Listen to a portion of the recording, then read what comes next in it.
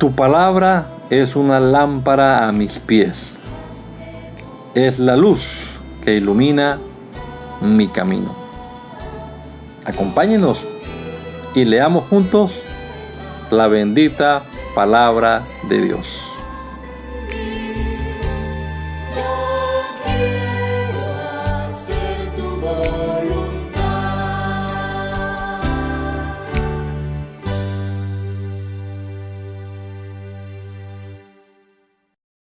Bendito Señor, te damos gracias en esta hora por la oportunidad que nos das una vez más de empezar nuestro día, Señor, leyendo tu palabra, tus consejos, tus instrucciones para nuestra vida, Dios.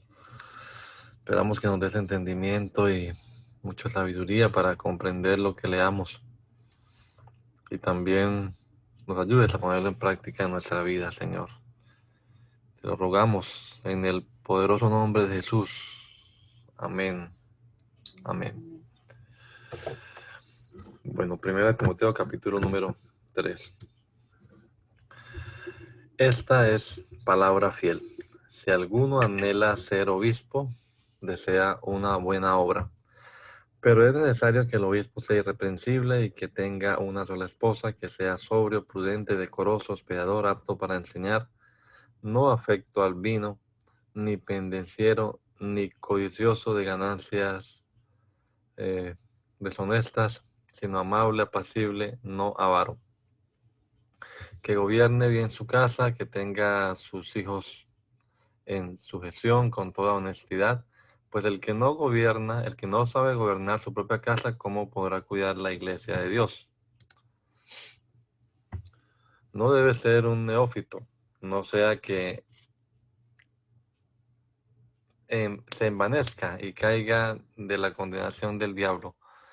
También es necesario que tenga buen testimonio de los de afuera, para que no caiga en descrédito y en los lazos del diablo.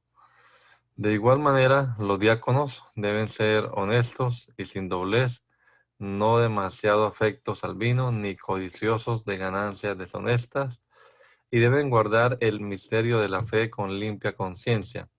Además, estos primero deben ser puestos a prueba. Si son irreprensibles, entonces podrán ejercer el diaconado. Las mujeres, por su parte,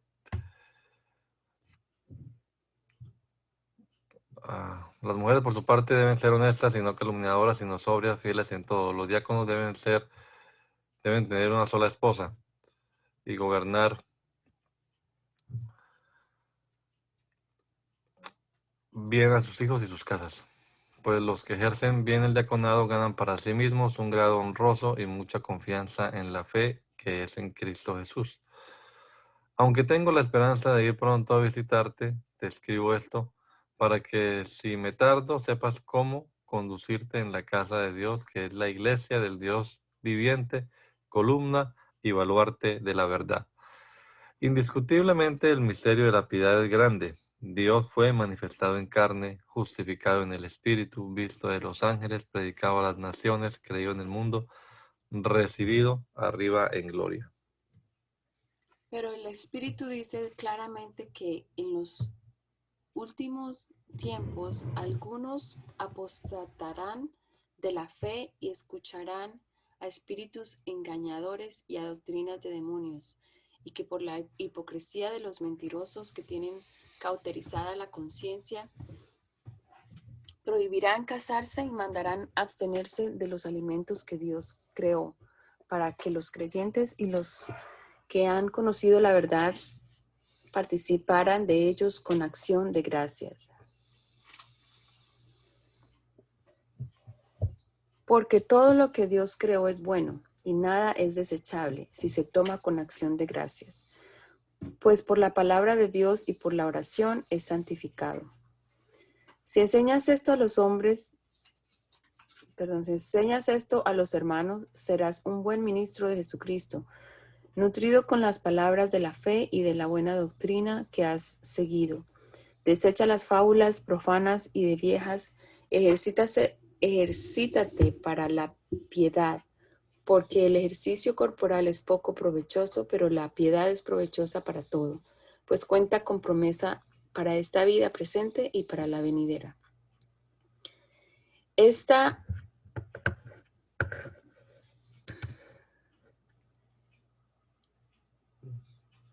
perdón. De 9. Esta palabra es fiel y digna de ser recibida por todos. Y por esto mismo trabajamos y sufrimos oprobios porque hemos puesto nuestra esperanza en Dios, en el Dios vivo, que es el Salvador de todos los hombres y mayormente de los que creen.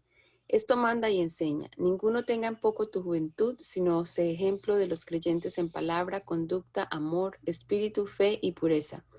Mientras llego, ocúpate en la lectura, la exhortación y la enseñanza. No descuides el don que hay en ti y que recibiste mediante profecía cuando se te impusieron las manos del presbiterio. Ocúpate en estas cosas y permanece en ellas para que tu aprovechamiento sea evidente a todos.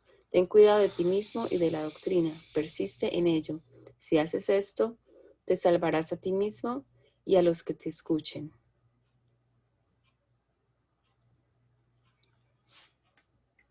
Capítulo 5.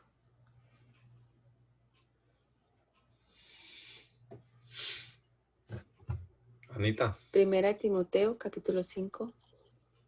Ok. No reprendas al anciano, sino exhórtalo como a un padre, a los más jóvenes como hermanos, a las ancianas como madres, a las jovencitas con toda pureza como hermanas. Honra a las viudas que en verdad son viudas. Pero si alguna viuda tiene hijos o nietos, estos deben aprender primero a ser piadosos para con su propia familia y a recompensar a sus padres, porque ante Dios esto es bueno y agradable. La viuda que en verdad es viuda y que se ha quedado sola espera en Dios y noche y día persevera en súplicas y oraciones. Pero la que se entrega a los placeres está muerta en vida.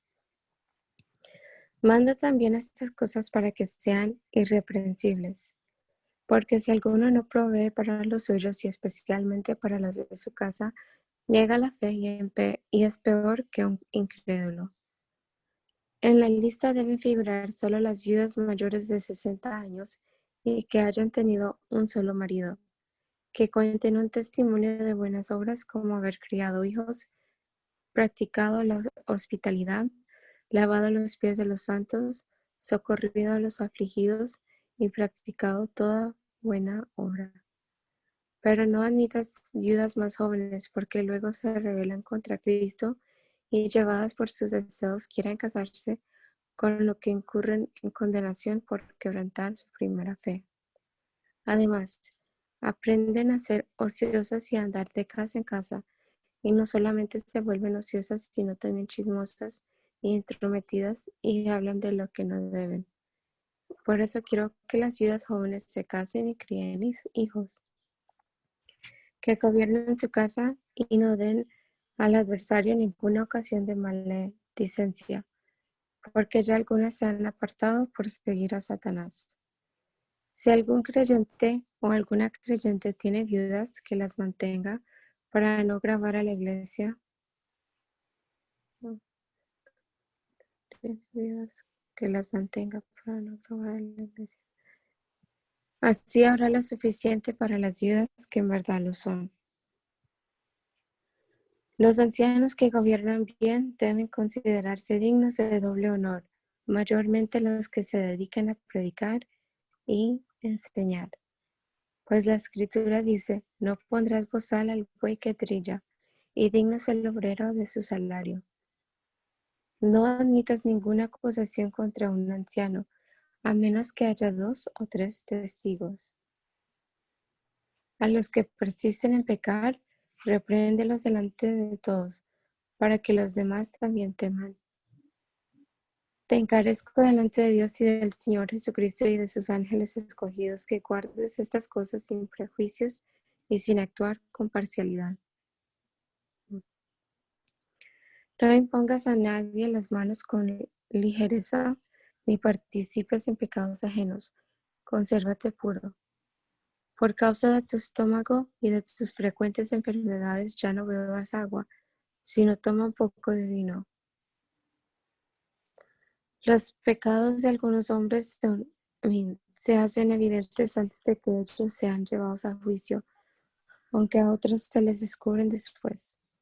De igual manera, las buenas obras se hacen evidentes, y aun las que son diferentes tampoco pueden permanecer ocultas. Todos los que están sujetos a esclavitud consideren a sus amos dignos de todo honor, para que no sea blasfemado el nombre de Dios ni la doctrina. Y los que tienen amos creyentes no deben considerarlos menos por ser hermanos. Al contrario, deben servirles mejor, ya que los que se benefician de su buen servicio son creyentes y amados. Esto debes enseñar y exhortar. Si alguno enseña otra cosa y no se aviene a las sanas palabras de nuestro Señor Jesucristo y a la doctrina que corresponde a la piedad, está envanecido, no sabe nada, y delira acerca de cuestiones y contiendas de palabras, de las cuales nacen las envidias, los pleitos, las blasfemias, las malas sospechas y las disputas necias de hombres de entendimiento corrupto y privado de la verdad, que hacen de la piedad una fuente de ganancia. De gente así apártate. Pero la piedad es una gran ganancia cuando ya acompañada de contentamiento, porque nada hemos traído a este mundo y sin duda nada podremos sacar. Así que si tenemos sustento y abrigo, contentémonos con eso. Los que quieren enriquecerse caen en la trampa de la tentación y en muchas codicias necias y nocivas que hunden a los hombres en la destrucción y la perdición, porque la raíz de todos los males es el amor al dinero, el cual algunos por codiciarlo se extraviaron de la fe y acabaron por experimentar muchos dolores. Pero tú, hombre de Dios, huye de estas cosas y sigue la justicia, la piedad, la fe, el amor, la paciencia y la mansedumbre. Presenta la buena batalla de la fe, aférrate a la vida eterna, a la cual también fuiste llamado cuando hiciste la buena profesión delante de muchos testigos.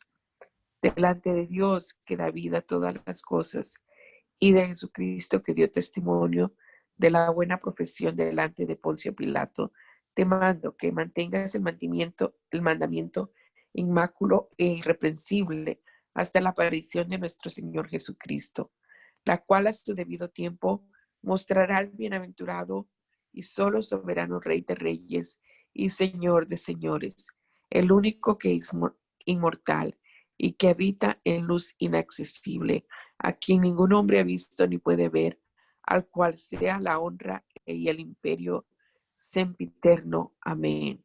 A los ricos de este siglo, mándales que no sean altivos, ni pongan su esperanza en las riquezas, las cuales son inciertas, sino en el Dios vivo, que nos da todas las cosas en abundancia, para que las disfrutemos. Mándales que hagan el bien y que sean ricos en buenas obras, dadivosos y generosos, que atesoren para sí mismos un buen fundamento para el futuro, que se aferren a la vida eterna. Timoteo, guarda lo que se te ha encomendado, evita las pláticas profanas acerca de cosas vanas y los argumentos de la falsamente llamada ciencia, la cual algunos profesaron y se desviaron de la fe. Que la gracia sea con ustedes. Amén. Segunda carta a Timoteo. Yo, Pablo, apóstol de Jesucristo por la voluntad de Dios y según la promesa de la vida que es en Cristo Jesús, a Timoteo, amado hijo, que tengas gracia, misericordia y paz de Dios el Padre y de Jesucristo nuestro Señor. Doy gracias a Dios, a quien como mis antepasados sirvo con limpia conciencia, de que siempre día y noche me acuerdo de ti en mis oraciones. Al acordarme de tus lágrimas, siento deseo de verte para llenarme de gozo.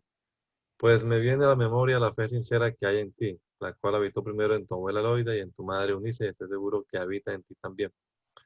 Por esto te aconsejo que avives el fuego del don de Dios, que por la imposición de mis manos está en ti. Porque no nos ha dado Dios un espíritu de cobardía, sino de poder, de amor y de dominio propio. Por tanto, no te avergüences de dar testimonio de nuestro Señor, ni tampoco de mí, preso suyo.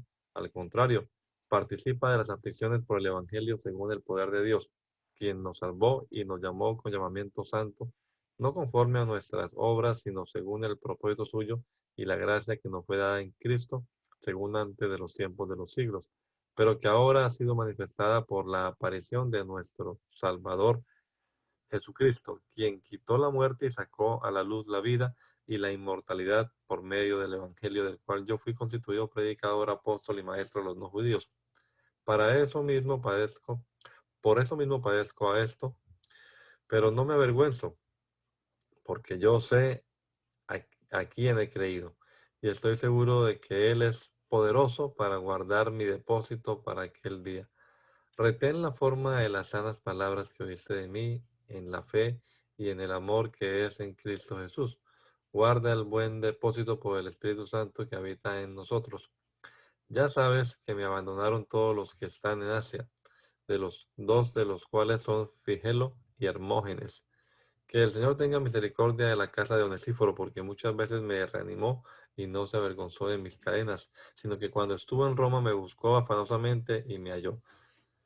Que en aquel día el Señor le conceda hallar misericordia cerca del Señor. Tú mejor que nadie sabes cuánto nos ayudó en Éfeso. Tú, hijo mío, esfuérzate en la gracia que tenemos en Cristo Jesús. Lo que has oído de mí ante muchos testigos, encárgaselo a hombres fieles que sean idóneos para enseñar también a otros. Tú, por tu parte, sufre penalidades como buen soldado de Jesucristo.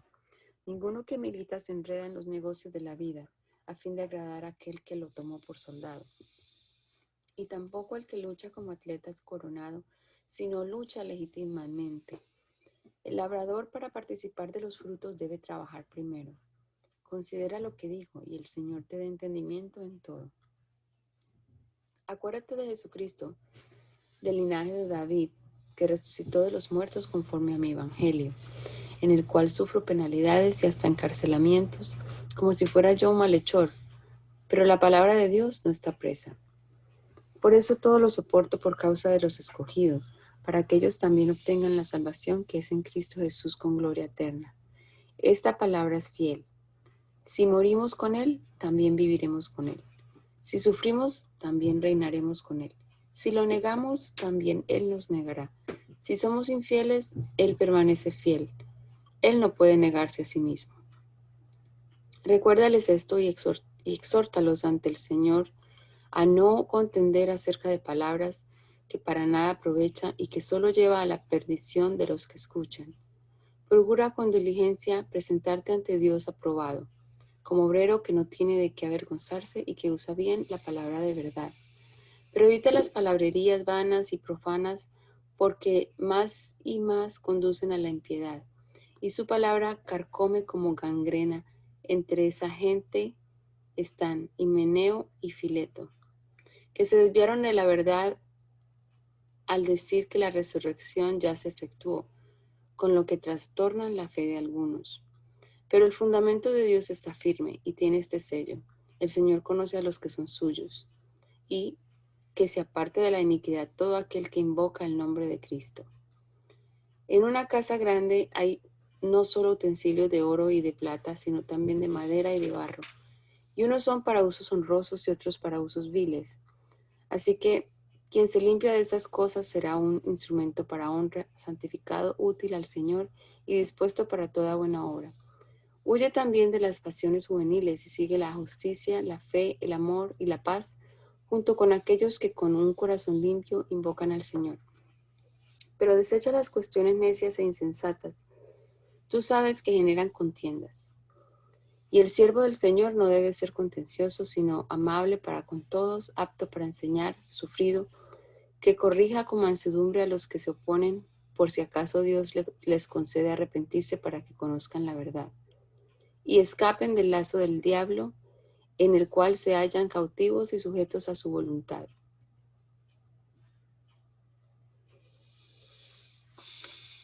Capítulo 3.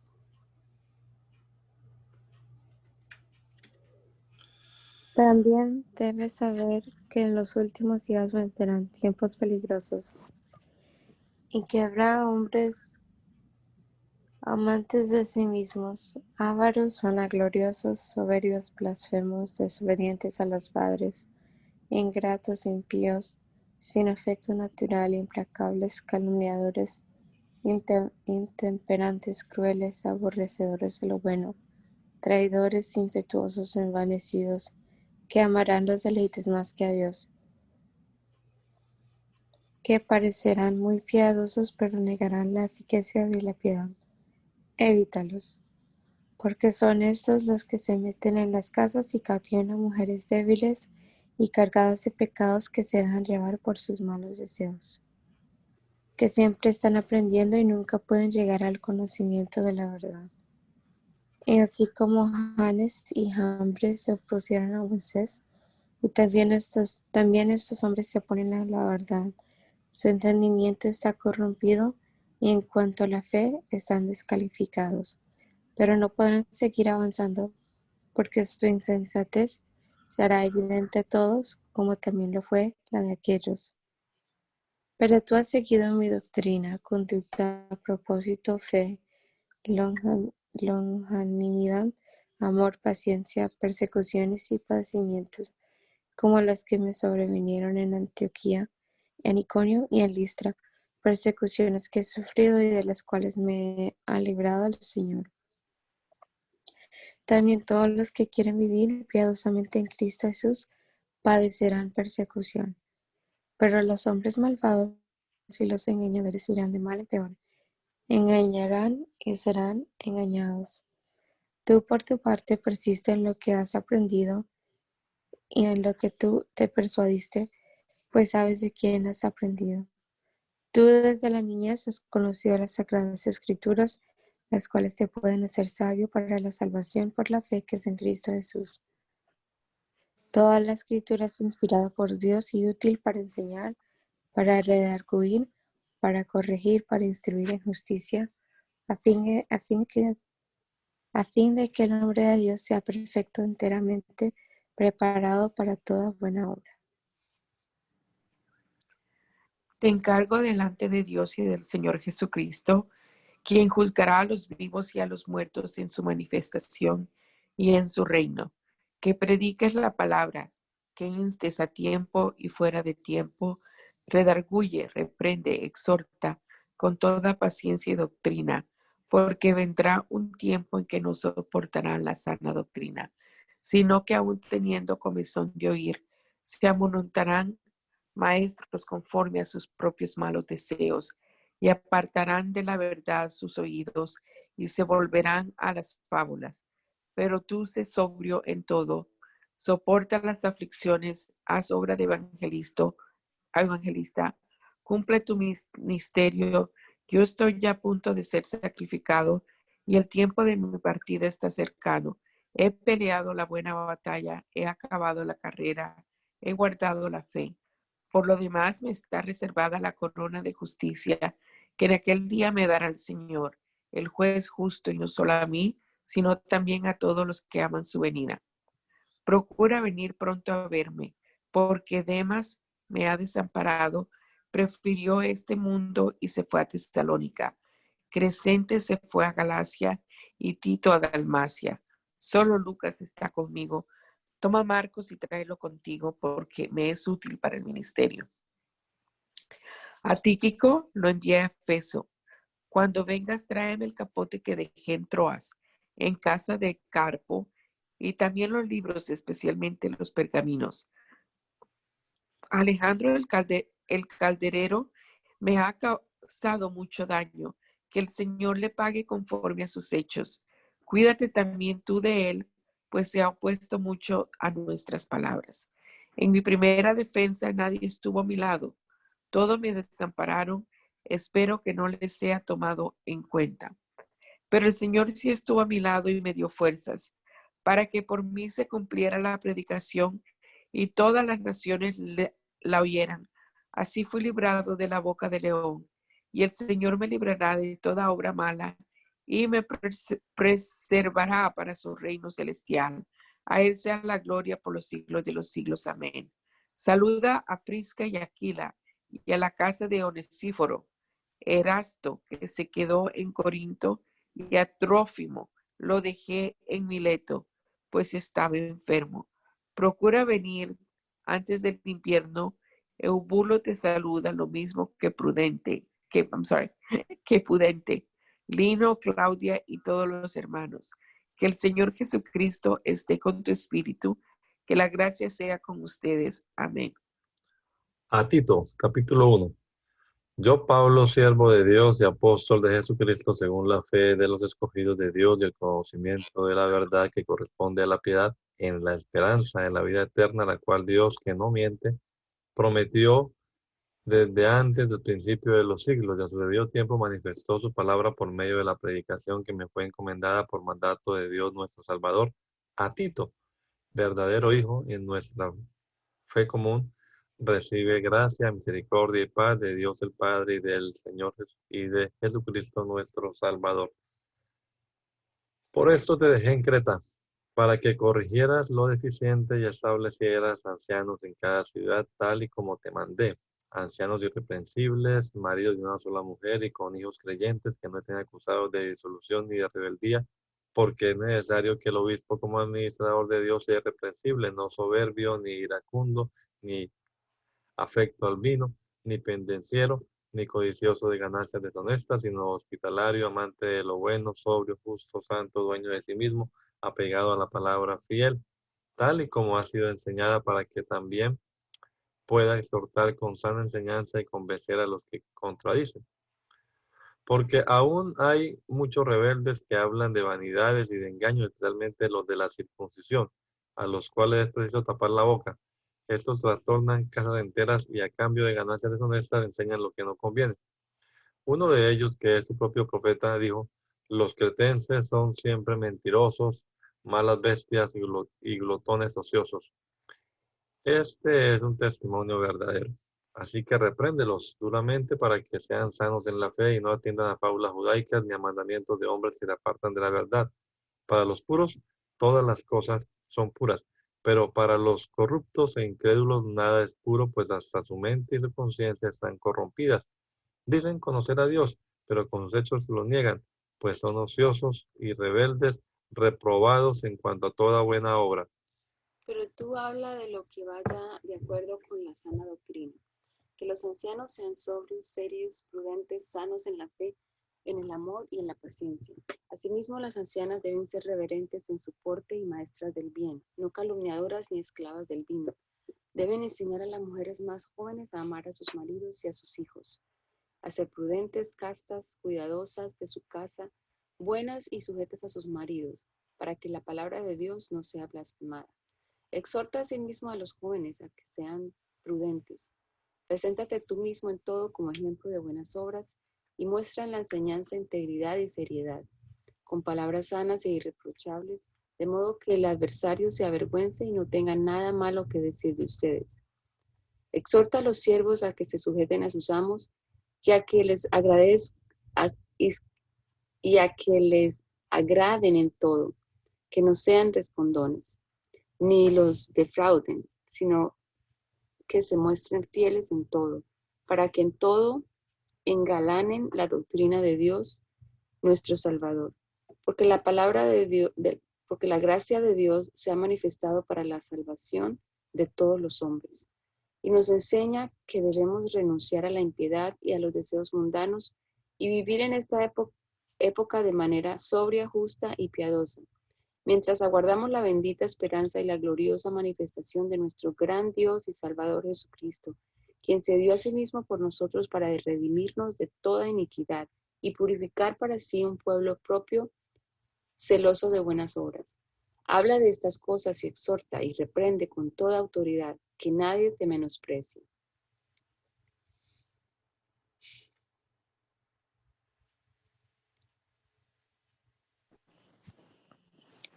Re-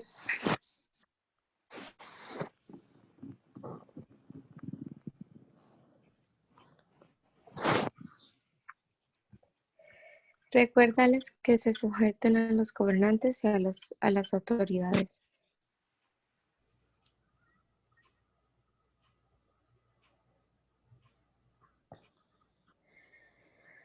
que obedezcan y que estén dispuestos a toda buena obra, que no difamen a nadie ni sean pendencieros, sino amables, que muestren toda mansedumbre para con todos los hombres.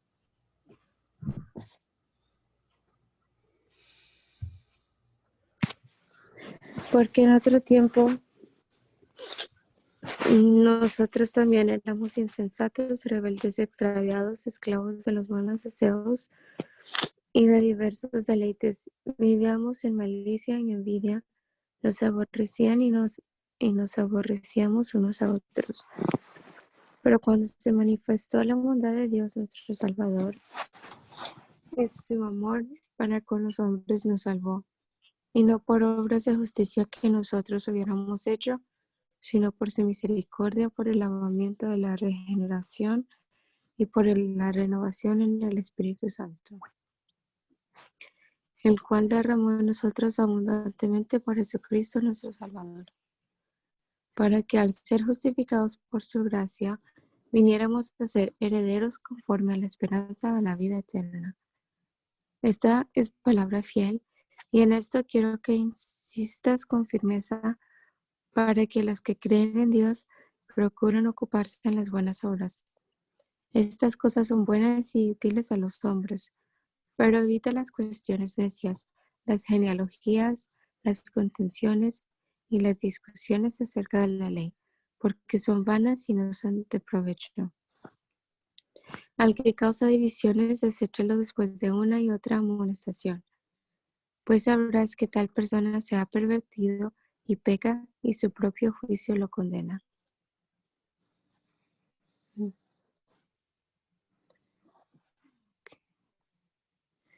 Cuando te envíe a Artemas o a Tíquico, apresúrate a reunirte conmigo en Nicópolis, porque he decidido pasar allí el invierno.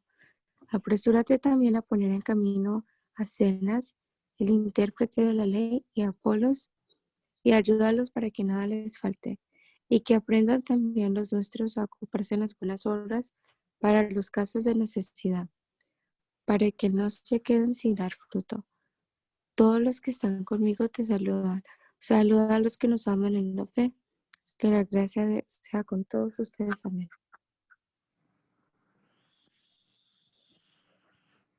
¿Sigo, Filemón?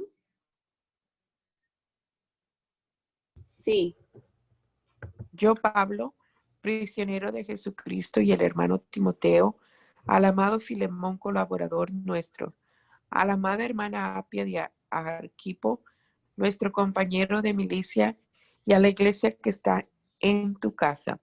Reciban ustedes gracia y paz de Dios nuestro Padre y del Señor Jesucristo. Doy gracias a mi Dios siempre que me acuerdo de ti en mis oraciones, porque me he enterado del amor y de la fe que tienes hacia el Señor y para con todos los santos. Y pido que la participación de tu fe sea eficaz en el conocimiento de todo el bien que está en ustedes por Cristo Jesús. Hermano, tenemos gran gozo y consolación en tu amor, porque por ti han sido reconfortados los corazones de los santos. Por eso, ya que tengo mucha libertad en Cristo para mandarte lo que conviene, más bien te ruego por amor, yo, Pablo, que ya soy anciano y además prisionero de Jesucristo, te ruego por mi hijo Onésimo, que es el fruto de mis prisiones. En otro tiempo él te resultaba inútil, pero ahora nos es útil a ti y a mí. Ahora vuelvo a enviártelo y te pido recibirlo como si me recibieras a mí mismo. Yo quisiera retenerlo conmigo para que me sirviera en mis prisiones por el Evangelio en lugar tuyo, pero no he querido hacer nada sin tu consentimiento, para que tu favor no te resulte una imposición, sino que sea un acto voluntario. Tal vez para esto se apartó de ti por algún tiempo, para que lo recibas para siempre, ya no ya como a un esclavo, sino como a alguien más que un esclavo, como a un hermano amado de manera especial para mí, pero más aún para ti, tanto en la carne como en el Señor. Así que, si me consideras tu compañero, recíbelo como si fuera yo mismo. Y si algún daño te causó, o si te debe algo, ponlo a mi cuenta. Yo, Pablo, escribo esto de mi puño y letra. Yo te lo pagaré, por no decir que tú mismo estás en deuda conmigo. Así es, hermano. Permíteme sacar algún provecho de ti en el Señor. Reconforta mi corazón en el Señor. Te he escrito porque confío en tu obediencia y porque sé que harás aún más de lo que te pido.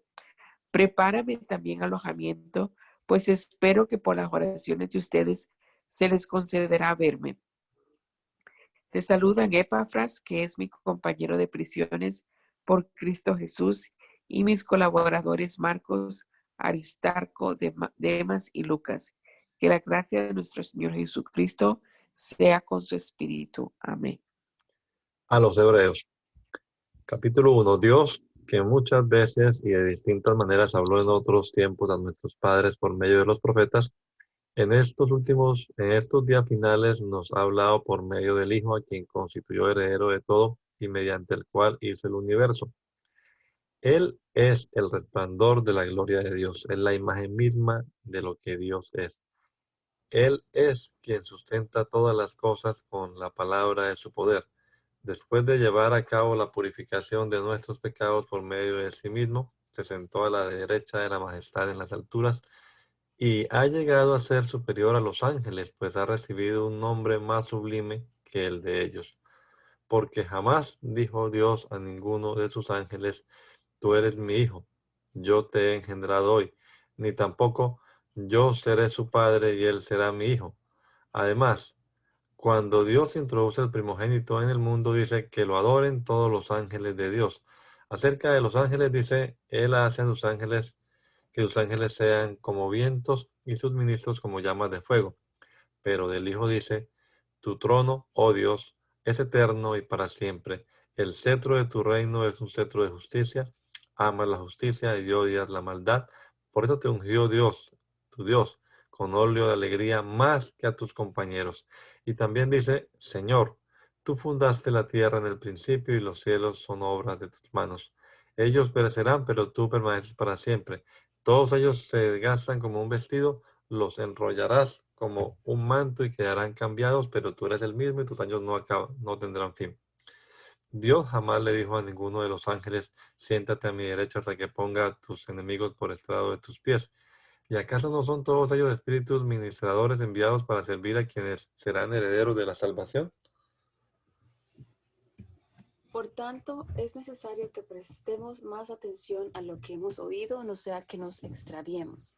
Porque si el mensaje anunciado por medio de los ángeles fue firme y toda transgresión y desobediencia recibió su justo castigo, ¿cómo escaparemos nosotros si descuidamos una salvación tan grande? Esta salvación fue anunciada primeramente por el Señor y los que la oyeron nos la confirmaron. Además, Dios la ha confirmado con señales y prodigios y con diversos milagros y repartimientos del Espíritu Santo según su voluntad. Dios no puso el mundo venidero del cual estamos hablando bajo la autoridad de los ángeles. Como alguien testificó en cierto lugar: ¿qué es el hombre para que te acuerdes de él? ¿O el hijo del hombre para que lo tengas en cuenta?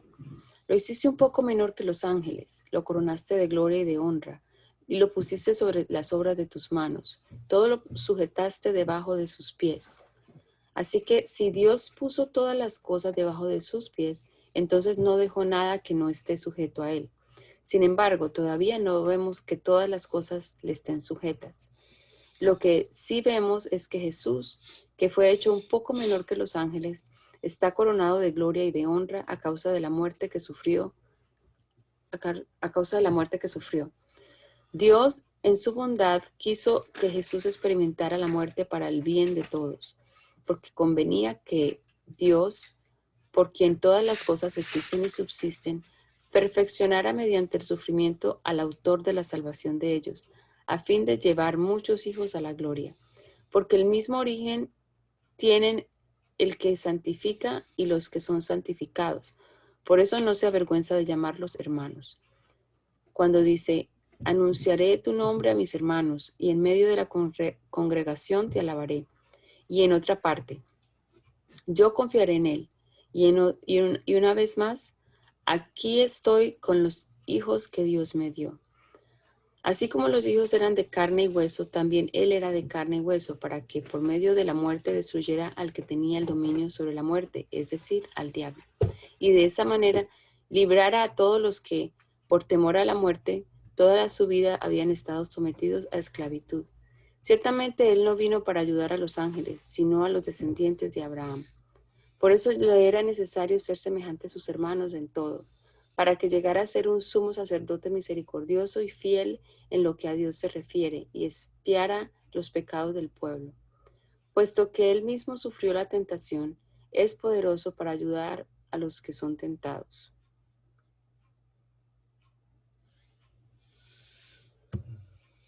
Capítulo 3.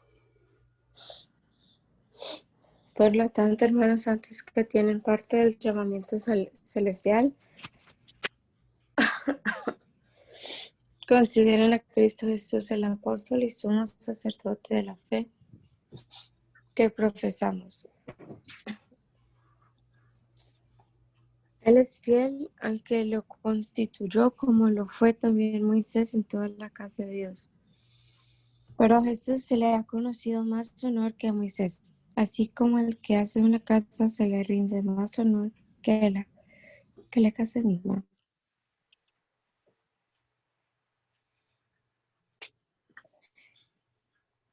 Porque toda casa es hecha por alguien, pero el que hizo todas las cosas es Dios. Como siervo, Moisés fue fiel en toda la casa de Dios para dar testimonio de lo que se iba a decir. Cristo, en cambio, como hijo es fiel sobre su casa, que somos nosotros, y mantenemos la confianza firme hasta el fin y nos gloriamos en la esperanza. Por eso, como dice el Espíritu Santo,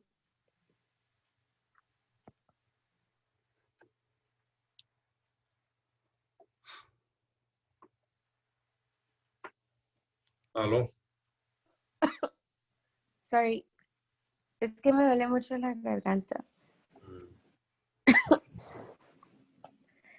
Por eso, como dice el Espíritu Santo, si ustedes oyen hoy su voz, no endurezcan su corazón, como lo hicieron en el desierto, en el día de la tentación, cuando me provocaron. Allí los antepasados de ustedes me tentaron, me pusieron a prueba, aun cuando durante 40 años habían visto mis obras. Por eso me disgusté contra ellos y dije, su corazón siempre divaga, no han reconocido mis caminos. Por eso en mi furor juré, no entrarán en mi reposo. Hermanos, cuiden de que no haya entre ustedes ningún corazón pecaminoso e incrédulo que los lleve a apartarse del Dios vivo. Más bien, anímense unos a otros día tras día mientras se diga hoy, para que el engaño del pecado no endurezca a nadie. Nosotros hemos llegado a participar de Cristo siempre y cuando retengamos firme hasta el fin la confianza que tuvimos al principio. Como ya se ha dicho, si ustedes oyen hoy su voz, no endurezcan su corazón como cuando me provocaron. ¿Y quiénes fueron los que lo provocaron aún después de haberlo oído? ¿No fueron acaso todos los que salieron de Egipto por mediación de Moisés? ¿Y con quienes estuvo él disgustado durante 40 años? ¿No fue acaso con los que pecaron, cuyos cadáveres quedaron tendidos en el desierto? ¿Y a quienes les juró que no entrarían en su reposo, sino a aquellos que desobedecieron? Como podemos ver, no pudieron entrar por causa de su incredulidad.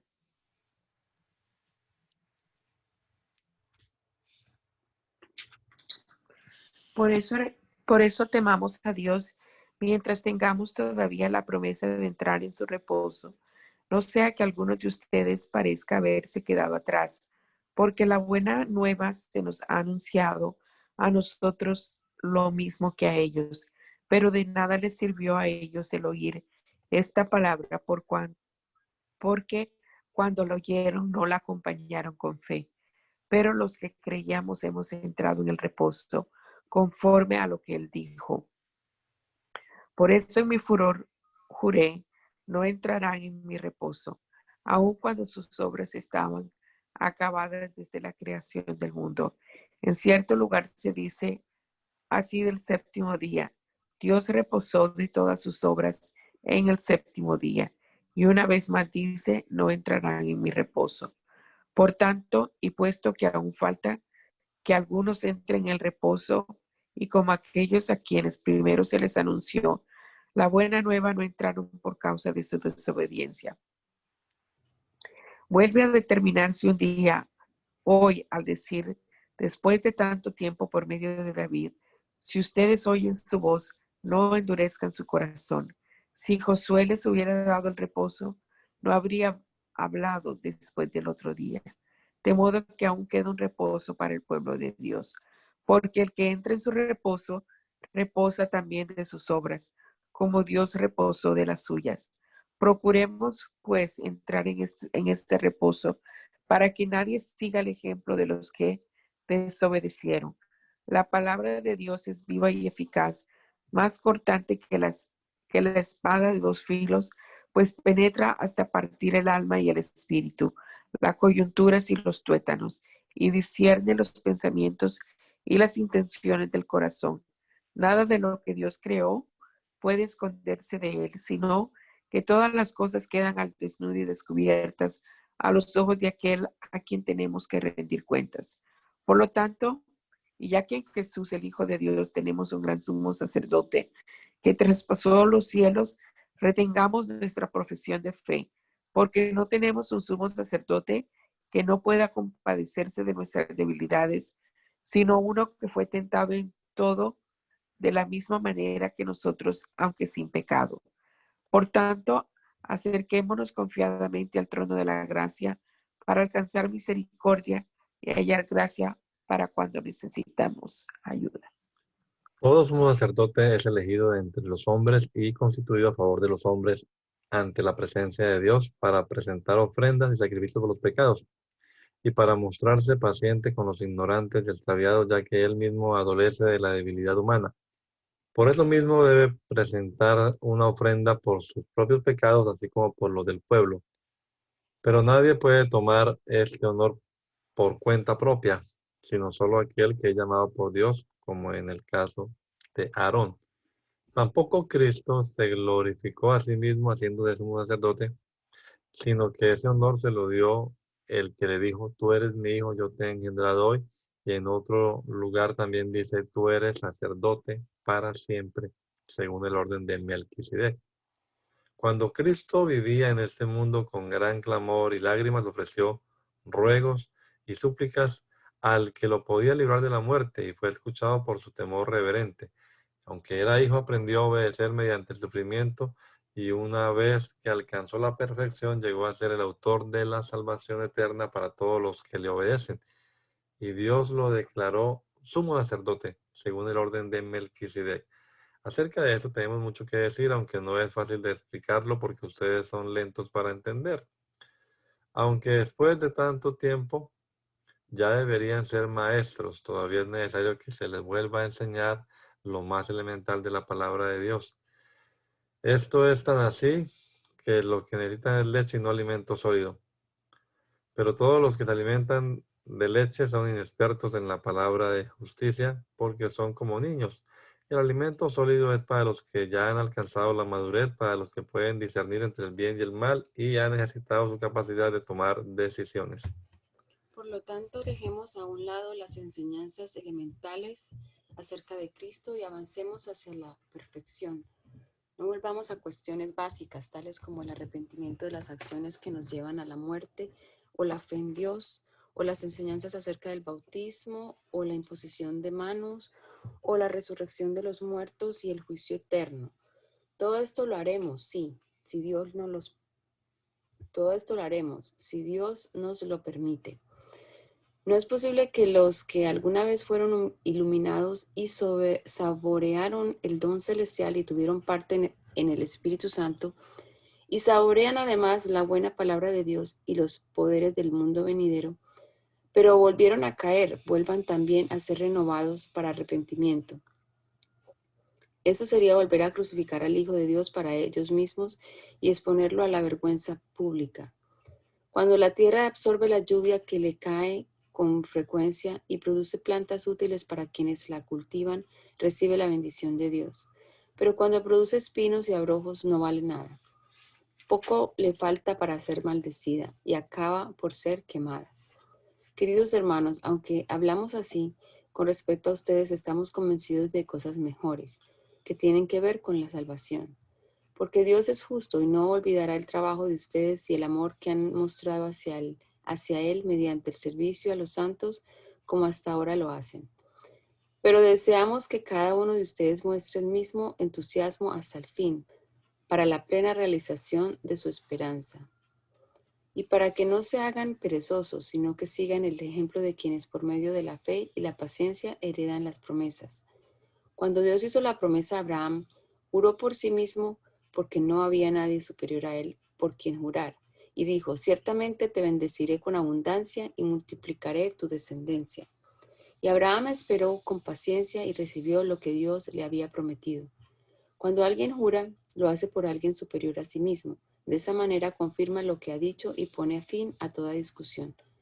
Por eso Dios, queriendo demostrar claramente a los herederos de la promesa que sus propósitos no cambian, les hizo un juramento. Para que por estas dos cosas que no cambian y en las que Dios no puede mentir, tengamos un sólido consuelo los que buscamos refugio y nos aferramos a la esperanza que se nos ha propuesto. Esta esperanza mantiene nuestra alma firme y segura como un ancla y penetra hasta detrás del velo, donde Jesús, nuestro precursor, entró por nosotros y llegó a ser sumo sacerdote para siempre, según el orden de Melquisedec.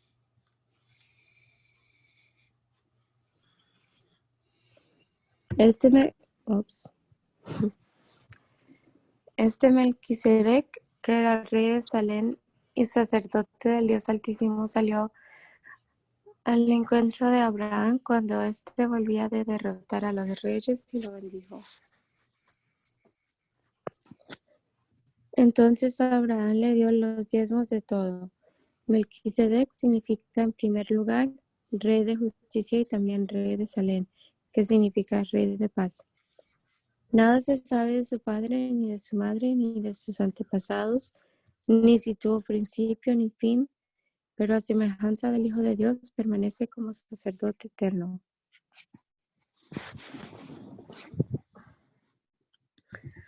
Ustedes pueden ver entonces su grandeza.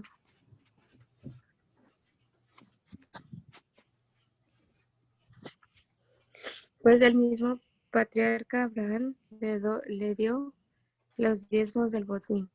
Ahora bien, según la ley, los descendientes de Leví que reciben el sacerdocio tienen el derecho de tomar los diezmos del pueblo, es decir, de sus propios hermanos, aun cuando estos sean también descendientes de Abraham. Pero Melquisedec, aunque no era descendiente de Leví, tomó de Abraham los diezmos y bendijo al que tenía las promesas. Y nadie puede negar que el que bendice es superior al que recibe la bendición. En este caso, los que reciben los diezmos son simples hombres, pero en aquel los recibe Melquisedec, de quien se da testimonio de que vive. Y hasta podría decirse que Leví, que ahora recibe los diezmos, en aquel tiempo los pagó por medio de Abraham. Pues Leví ya estaba presente en su antepasado Abraham cuando Melquisedec le salió al encuentro.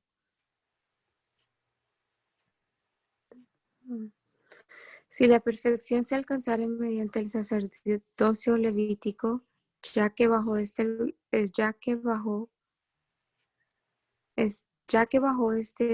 el pueblo recibió la ley, ¿qué necesidad habría de que aún se levantara otro sacerdote según el orden de Melquisedec y no según el de Aarón? Porque al cambiar el sacerdocio también se tiene que cambiar la ley. Pero nuestro Señor, de quien la Escritura dice esto, era de otra tribu, de la cual nadie sirvió al altar. Es bien sabido que nuestro Señor procedía de la tribu de Judá, acerca de la cual Moisés no dijo nada en relación con el sacerdocio. Esto resulta más evidente si el nuevo sacerdote que se levanta es alguien semejante a Melquisedec, quien no llegó a ser sacerdote por ceñirse a una ley meramente humana, sino por el poder de una vida indestructible. Pues de él se hace constar: tú eres sacerdote para siempre según el orden de Melquisedec. De modo que el mandamiento anterior queda anulado por resultar endeble e inútil, ya que la ley no perfeccionó nada y en su lugar tenemos una esperanza mejor por la cual nos acercamos a Dios. Además, esto no se hizo sin un juramento. Los otros sacerdotes fueron nombrados sin juramento, pero este fue nombrado por el juramento de aquel que le dijo: el Señor lo ha jurado y no se arrepentirá. Tú eres sacerdote para siempre según el orden de Melquisedec. Por lo tanto, es Jesús quien garantiza un pacto mejor. Ahora bien, los otros sacerdotes fueron muchos porque la muerte les impedía continuar. Pero Jesús tiene un sacerdocio inmutable porque permanece para siempre. Por eso también puede salvar para siempre a los que por medio de él se acercan a Dios, ya que vive siempre para interceder por ellos.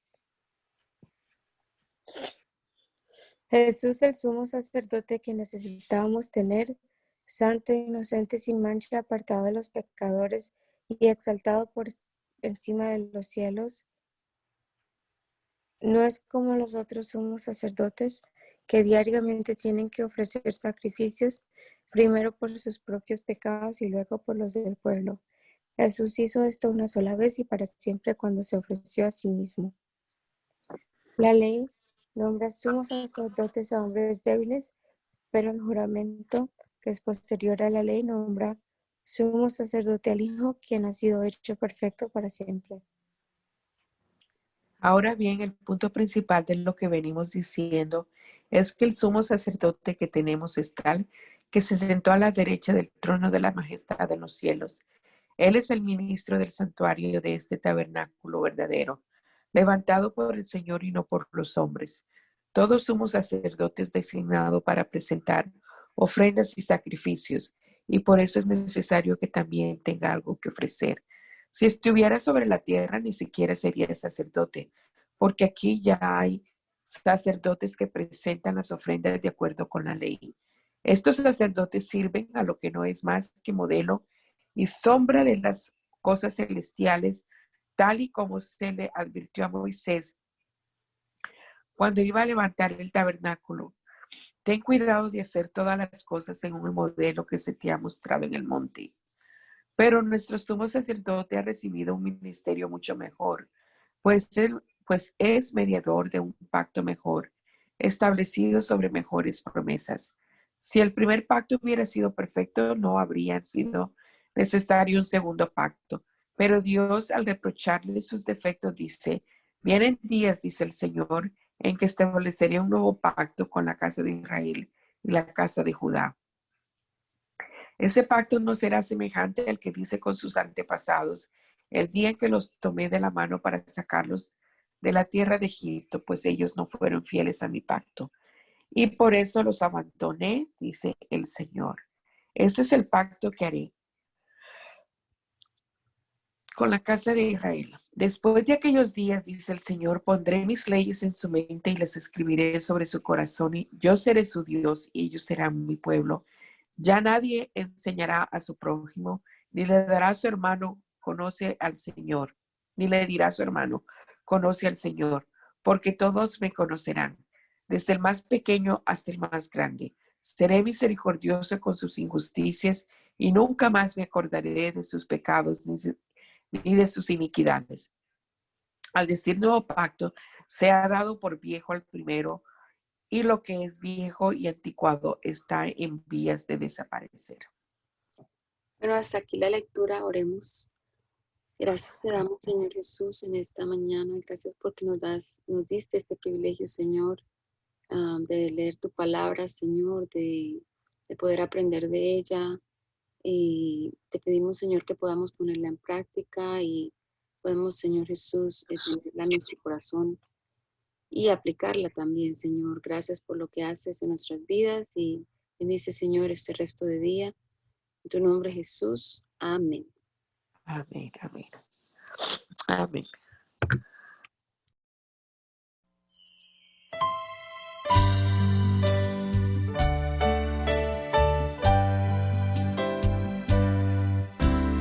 Hazme conocer tus pensamientos,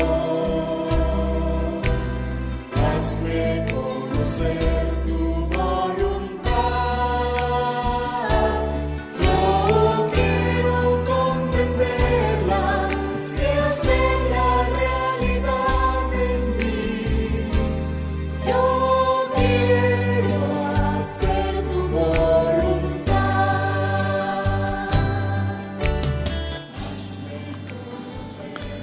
El mandamiento es lámpara y la enseñanza es luz. Y las reprensiones son el camino de la vida. Espero que esta lectura de la palabra de Dios haya sido de edificación para su vida y la de su familia. Gracia y paz.